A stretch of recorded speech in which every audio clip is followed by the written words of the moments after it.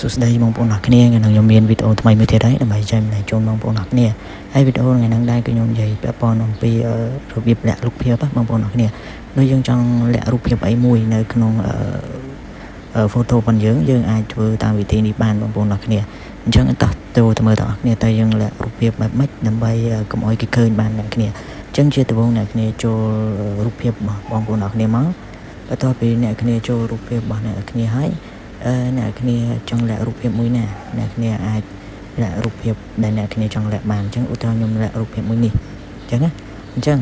អ្នកគ្នាអាចចង់លាក់រូបភាពមួយហ្នឹងអ្នកគ្នាអាចបើពាក្យច្រើនអ្នកគ្នាចុចកន្លែងនេះទៅវាមានពាក្យ hide នៅកន្លែងនេះឃើញទេនេះកន្លែងសញ្ញាពូខាងក្រោមប៉ុន្តែជាតាមទូរស័ព្ទទេបងប្អូនអរគ្នាប៉ុន្តែបញ្ជាក់បងប្អូនតែសម្រាប់ iPhone ទេអញ្ចឹងខ្ញុំ iPhone របស់ខ្ញុំត្រូវចុចខាងលើនេះសញ្ញាត្រី3ខាងលើនេះអញ្ចឹងចុចលើនឹងមួយបន្ទាប់មកអ្នកគ្នានឹងឃើញពាក្យ hide នេះកន្លែងរូបភ្នែក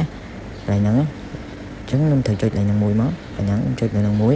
បន្ទាប់មកនេះវានឹង load ពាក្យខាងក្រោមនេះមួយទៀត hide photo អញ្ចឹងខ្ញុំត្រូវចុចលើនឹងមួយទៀត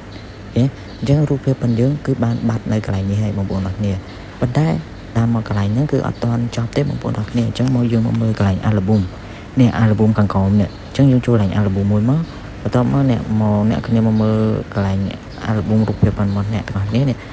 កន្លែង hide នេះកន្លែង hide ហ្នឹងណាអញ្ចឹងអ្នកគ្នាចូលកន្លែងហ្នឹងមកបន្ទាប់មកកន្លែងនេះវា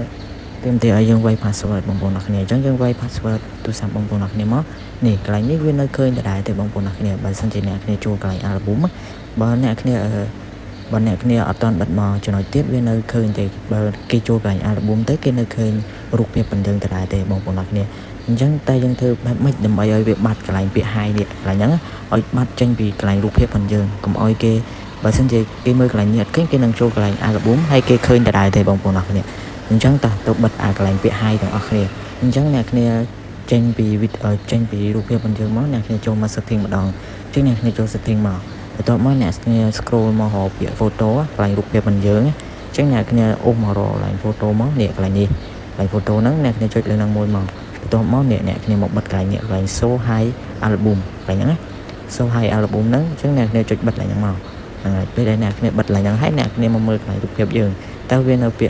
មានពាក្យ hide ហ្នឹងទៀតអត់នេះអញ្ចឹងវាបាត់កន្លែងពាក្យ hide ហ្នឹងហើយអញ្ចឹងពេលដែលគេមើលកន្លែងនេះក៏អត់ឃើញគេចូលកន្លែង album យើងក៏អត់ឃើញរូបភាពដែលយើងបានលាក់ហ្នឹងដែរបងប្អូនអរគ្នាអញ្ចឹងរបៀបលាក់រូបភាពយើងមានតែប៉ុណ្្នឹងទេបងប្អូនអរគ្នាងាយទេបងប្អូនអរគ្នាហើយបើសិនជាបងប្អូនអរគ្នាឆ្ងល់ថាតើយើងយករូបភាពមកវិញបែបម៉េចអញ្ចឹងអ្នកគ្នាគាត់តែ